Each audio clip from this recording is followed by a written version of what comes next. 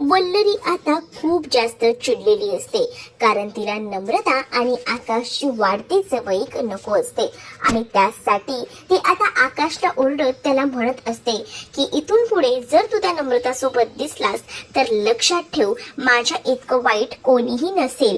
आणि असं बोलून ती आता त्याच्यावर आवाज चढवत असते. आणि आता हिनेही सांगितलंय म्हटल्यावर तिच्या बहिणीची मदत करायला बिलकुलही जायचं नाही असं देखील आता म्हटलं जातं. त्याच वेळेला आता अर्णव येतो आणि अर्णव येऊन म्हणू लागतो की तू कोण आहेस ग सांगणारी, असं आता तो ईश्वरीकडे बघून बोलतो. मग ईश्वरी म्हणते म्हणजे मला काही कळलं नाही. ईश्वरी थोडी घाबरते. मग आता अर्णव म्हणतो की मीच मुळात आकाशला सांगितलेलं आहे की नम्रताला मदत करायची आणि त्याचसोबत ईश्वरीच्या घरच्यांना सुद्धा थोडंफार का होईना समजवायचं, त्यांना काही लागलं तर त्यांना सगळं काही बघायचं, ही जबाबदारी मीच दिली आहे आकाशकडे, असं देखील आता अर्णव सांगू लागतो. त्यावर ईश्वरी पाहतच राहते. ईश्वरीला कळतं की एवढ्या सगळ्या परिस्थितीत सुद्धा अर्णवला आपल्या फॅमिलीबद्दल एवढं वाटतंय. मग आता या सगळ्या गोष्टी वल्लरीला मान्य नसतात. वल्लरी आता चिडलेली असते आणि वल्लरी म्हणत असते की बस झालं, म्हणजे माझ्या मुलाला अशी कामं करायला सांगताय का, पण कशासाठी, असं देखील आता चिडचिडून बोलत असते. मग त्यावर आता अर्णवही शांत न राहता अर्णवही ओरडू लागतो आणि अर्णवही आता म्हणत असतो की मला असं वाटतं ना की नम्रताचा बिझनेस काही मोठा नाहीये, तो छोटा बिझनेस आहे आणि तिला जर या सगळ्यामध्ये मदत लागली तर ती मदत नक्कीच आपला आकाश व्यवस्थितरित्या करू शकतो. आणि सध्या आम्ही कामामध्ये बिझी आहे, त्यामुळे आकाशकडे ही जबाबदारी दिली आहे, असं देखील अर्णव आता सांगू लागतो. मग दुसरीकडे मात्र आता त्या गोष्टीच्या आहे त्या अंजलीला सुद्धा पटत असतात. म्हणजेच अंजली ही म्हणत असते की हो हो अगदी बरोबर आहे, जर एखाद्याला मदत केली ना तर काही बिघडत नाही. खरंच ना, बरोबर आहे.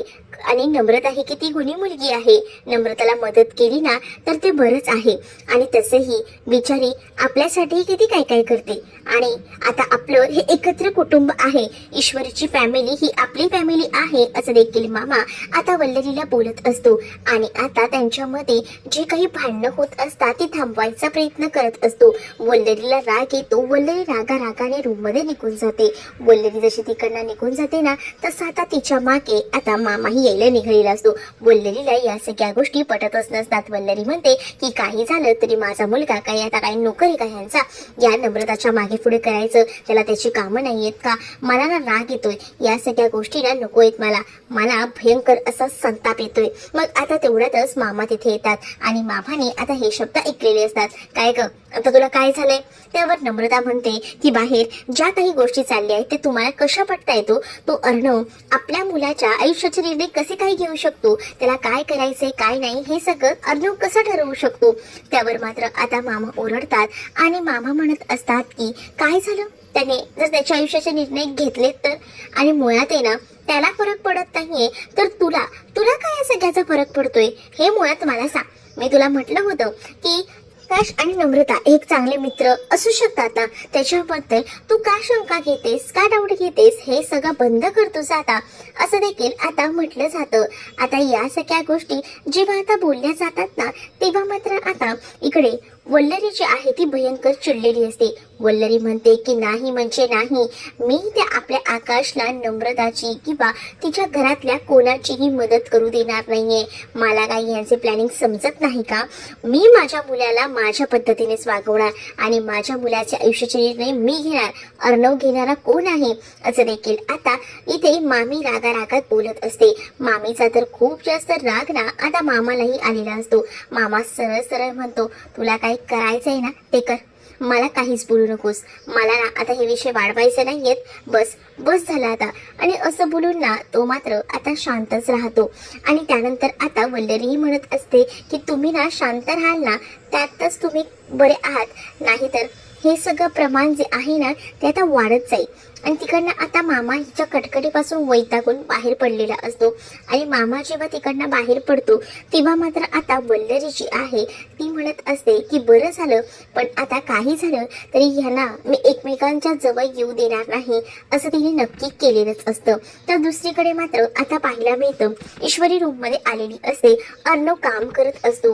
अर्णव काम करत असतानाच ईश्वरी आता म्हणत असते की काय मग तुम्ही त्याच्यासोबत कोणतं नातं नाही असं म्हणता, मग तरी सुद्धा माझ्या घरच्यांना एवढी मदत का करता, असा साधा सोपा प्रश्न आता ईश्वरीने विचारलेला असतो. त्यावर ईश्वरीला आता तो उत्तर देतानाच म्हणतो की मी ना माझ्या माणुसकीच्या हक्काने हे सगळं करतोय आणि तसंही तुलाही माहिती आहे की आपलं लग्न कोणत्या परिस्थितीत झालंय.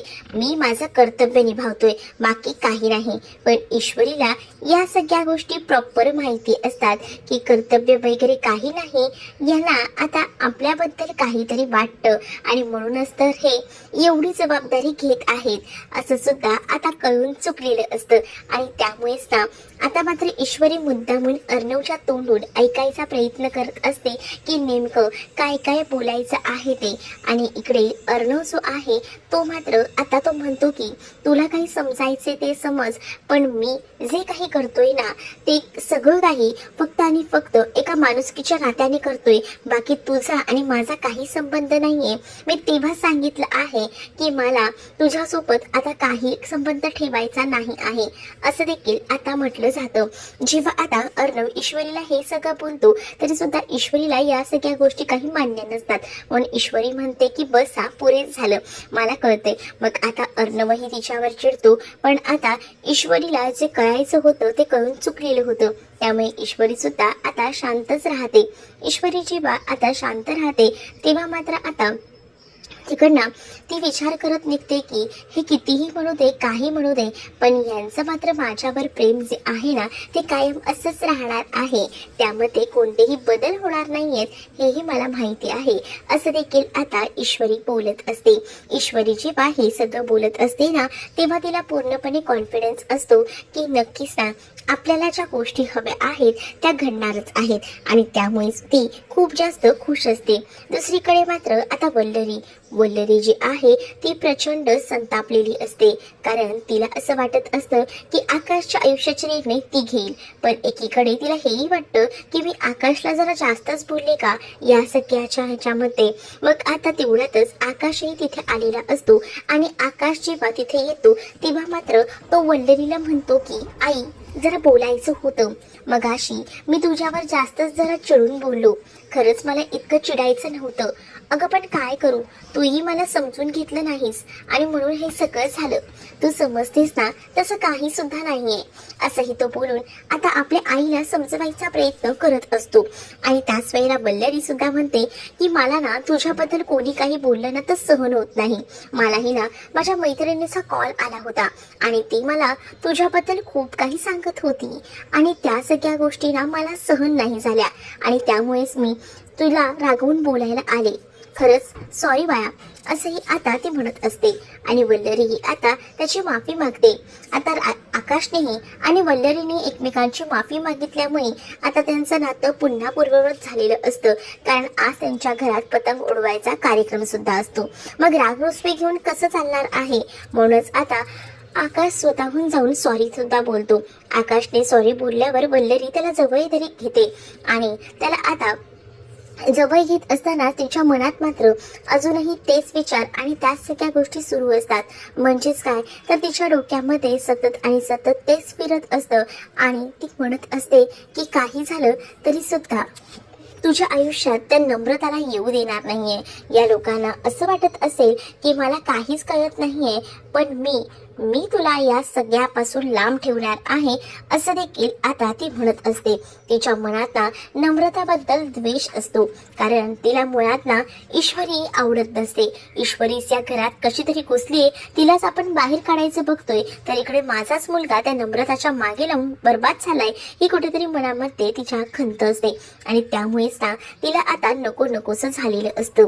इथे आता सगळी तयारी वेगळी होत असते, म्हणजे पतंग उडवायला जायचं असतात. मांच्या जीवा नीट तर आणलायस ना, सगळं काही व्यवस्थित आहे ना, नाहीतर ऐन वेळेला ना प्रॉब्लेम नको व्हायला, असं देखील आता मामा हे आकाशला बोलत असतात.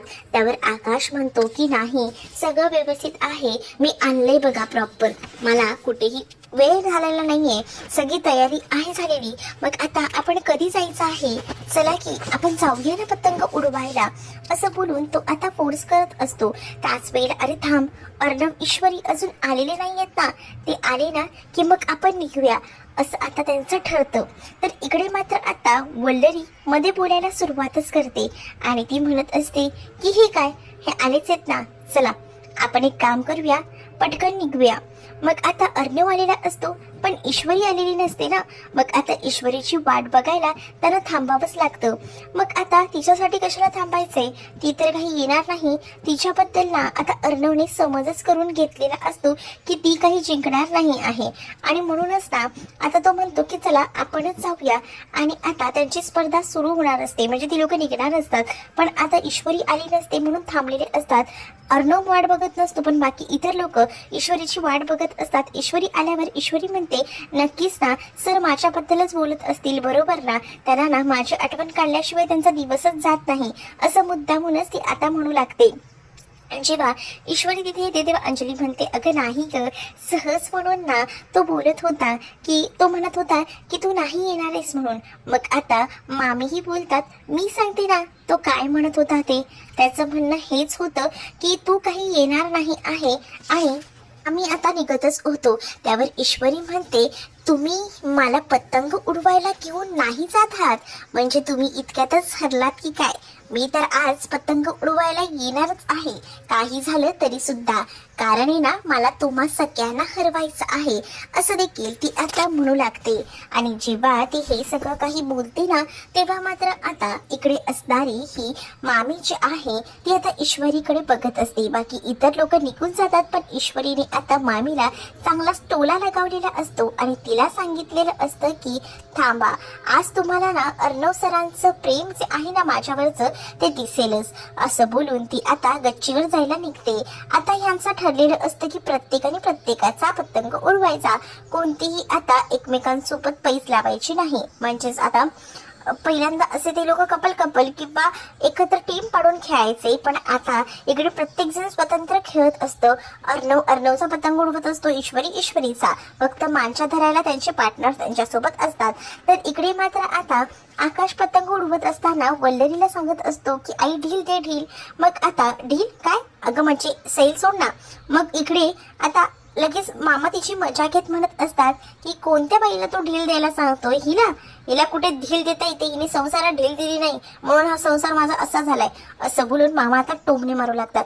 त्याबरोबर आता लगेच सुरू होतं काय तुम्हाला प्रत्येक वेळेला हे सगळं बोलायचंच असतं का, काय गरज आहे प्रत्येक वेळेला या सगळ्या गोष्टी बोलायची, असंही बोलून आता ओरडू लागतात. आणि त्याच वेळेला आता इकडे मात्र आता म्हणतात की बघितलं का, तुमच्या या सगळ्यामुळे ना मी कोणालाही बोललो नाहीये की माझी ढील पकडा म्हणून, माझी मी पतंग मीच उडवतोय, कारण मला ना आता जरी सध्या कोणाची गरज नाहीये, माझं मी करू शकतो, असं देखील आता म्हटलं जातं. या सगळ्या गोष्टी तर बोलल्या जातच असतात. तर नम्रता आणि आकाशच्या मात्र खाणाखोणा सुरू असतात, कारण त्या दोघांचे बरोबर एकमेकांकडे लक्ष असतं, दोघांची नजर एकमेकांवर हटत नसते. तर दुसरीकडे मात्र आता इकडे जेव्हा ईश्वरी पतंग उडवत असते तेव्हा मात्र तिला एक वेगळाच आनंद असतो आणि ती अशी पाहत असते, अर्णवचं बरोबर तिच्याकडे लक्ष असतं. ईश्वरी म्हणत असते की आज आहे ना मी जिंकू देणारच नाहीये, कारण हे पतंगाची मॅच मी जिंकणार आहे, असं देखील ती आता म्हणत असते. आणि जेव्हा या सगळ्या गोष्टी ती बोलते ना तेव्हा मात्र आता शांतच राहतो. इकडे आता अर्णव फक्त पतंग उडवत असतो, अर्णवचं पतंग उडवताना इकडे तिकडे लक्ष असतं आणि त्यानंतर मात्र आकाशचं पतंग ना अर्णव कट करतो आणि त्यामुळे आता डोक्याला हात लावून घ्यायची वेळ ना आलेली असते. इकडे मात्र आता वल्लरीची, ईश्वरी आणि सगळेजण पाहून हसू लागतात आणि त्यानंतर मात्र आता तुमचा पतंग कट झाला, तुम्ही व्हा बाजूला, असं अंजलीही म्हणत असते. तर नम्रता आता म्हणते की शिट यार, आकाश सरांचा पतंग कापला गेला. मग या सगळ्या गोष्टीनं वल्लरीला सहन होत असतात, म्हणजे वल्लरीला असंच वाटत असतं की आपल्या मुलाबद्दल ना कोणीही काही बोलू नये, नये किंवा आपल्या मुलासोबत कोणीही जवळीक सुद्धा साधू नये असंच काहीसं वाटत असतं आणि म्हणूनच ती आता विचार करत असते आणि ती आता बोलत असते. दुसरीकडे मात्र आता आकाशची पतंग कट झालेली असते. म्हणूनच आता मामीला चिडवायचं काम मात्र मामांचं सुरू असतं. मामा आता जेव्हा पतंग हातात घेऊन बोलत असतात तेव्हा पतंग त्यांनी खाली ठेवलेला असतो, पतंगाचा मांजा वगैरे सगळं काही. पण आता त्यांना हे माहीत नसतं की त्यांचा मांजा आणि कुठे गेला. त्यावर त्यांना आता सांगायचं काम मात्र इकडे अंजलीने केलेलं असतं. अंजली म्हणते की काय करतोयस मामा तू, आणि असं बोलून आता मामाला ती मांजा कुठे आहे ते दाखवते. मांजा आता पकडतो मामा आणि पुन्हा एकदा पतंग उडवायला सुरुवात करतो. इथे आता मामाला खूप जास्त भारी वाटत असतं की वल्लरीचं पतंग कट झाला आहे. मग मामाही विचार करतो की अर्णव ईश्वरीमध्येच फक्त ही स्पर्धा व्हायला हवी. त्यासाठी तो आता विचार करतो आणि लगेच ना स्वतःचं पतंग देखील कापतो. आणि मग आता तो दाखवत असतो की ही सगळं ना तुम्हीच केलं आहे, म्हणजे तुम्हीच लोकांनी माझा पतंग कापला आहे असं काहीसं तो आता बोलू लागतो. अरे काय यार अर्णव ईश्वरी का माझं पतंग कापलं असं बोलून आता ते रडत असतात. पण इकडे आता वल्लरीचं बरोबर ईश्वरीकडे लक्ष असतं. ईश्वरी ना आता मागे मागे सरकत असते. ईश्वरीला आता अर्णवचं प्रेम बघायचं असतं की किती प्रेम आहे ते, आणि यासाठी ती कोणतीही सीमा गाठायला तयार असते. म्हणूनच ती आता हळूहळू का होईना मागे जात असते. वल्लरी विचार करते की हिचं नेमकं चाललंय काय, काहीतरी नक्कीच ना हिची गडबड आहे, काहीतरी करतेही, पण हिचं काय चाललंय ना ते मात्र आता कळत नसतं. ईश्वरीवर बरोबर अर्णवचं सुद्धा लक्ष असतं. अर्णवही मागे पुढे बघत असतो. अर्णवलाही डाऊट येत असतो. अर्णव विचार करतो की काय चाललंय या ईश्वरीचं, ही इतक्या मागे का जात आहे असा विचार ना डोक्यामध्ये आता येत असतो.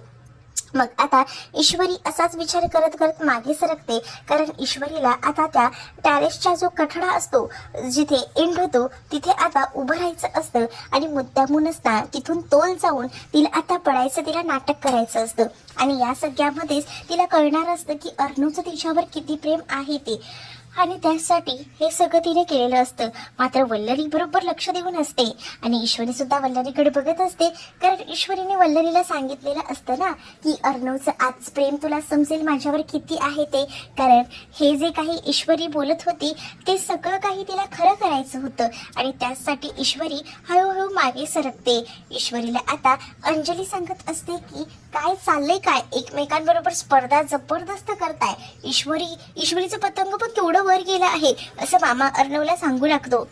आणि तू काय करतोयस, अरे तूही कर ना लवकर लवकर, फास्ट हा फास्ट असं आता मामा बोलत असतो. ईश्वरी आता त्या कटड्यावर चढलेली असते आणि पतंगाचा जो मांजा असतो नमूने पकडलेला असतो आणि नमू सुद्धा ओरडत असते. नमू म्हणत असते की काय करतेस तू ईश्वरी, तू ईश्वरी खाली उतर. पण ईश्वरी कुठे ऐकते. ईश्वरीला जे प्लॅनिंग करायचं असतं ते प्लॅनिंग तिला वर्कआउट करायचंच असतं आणि त्यासाठी तिची काही झाले तरी धडपड सुरू असते. म्हणूनच ती वर चढलेली असते आणि मांजा हळूहळू हळूहळू ती आता खेचत असते, कारण ना तिला हे पतंग उडवायचं असतं आणि पतंग उडवता उडवता तिला या सगळ्या गोष्टींची मजा घ्यायची असते. आणि जेव्हा ती पतंग उडवत असते तेव्हा मात्र आता अर्णवचं बरोबर तिच्याकडे मागे लक्ष असतं. अर्णव बघत असतो आता ईश्वरी मुद्दामून त्या कटोड्यापर्यंत पोहोचलेली असते आणि ती आवाज करते, म्हणजे तिचा तोल जाणार आणि ती पडणार असा ती आवाज करू लागते. अर्णवचं लक्ष जातं. अर्णवचं जसं लक्ष जातं तसं अर्णव लगेच तिचा हात धरतो आणि ईश्वरीला खेचतो. ईश्वरीला आता खेचल्यामुळे ईश्वरी डायरेक्ट येऊन अर्णवच्या अंगावर पडते. ईश्वरी जेव्हा आता अर्णवच्या अंगावर पडते ना तेव्हा मात्र आता ईश्वरी आणि अर्णव हे दोघही जण एकमेकांमध्ये रमून जातात. ईश्वरी कंटिन्यू अर्णवकडे बघत राहते. तुम्हाला हा व्हिडिओ आवडला असेल तर लाईक करा, शेअर करा आणि चॅनलला सबस्क्राईब करा. बेल नोटिफिकेशन ऑलवर सेट करा, जेणेकरून सगळ्या नव्या व्हिडिओंच्या अपडेट्स तुम्हाला मिळतील. तुमच्या प्रतिक्रिया आणि कमेंट्स नक्की कळवा.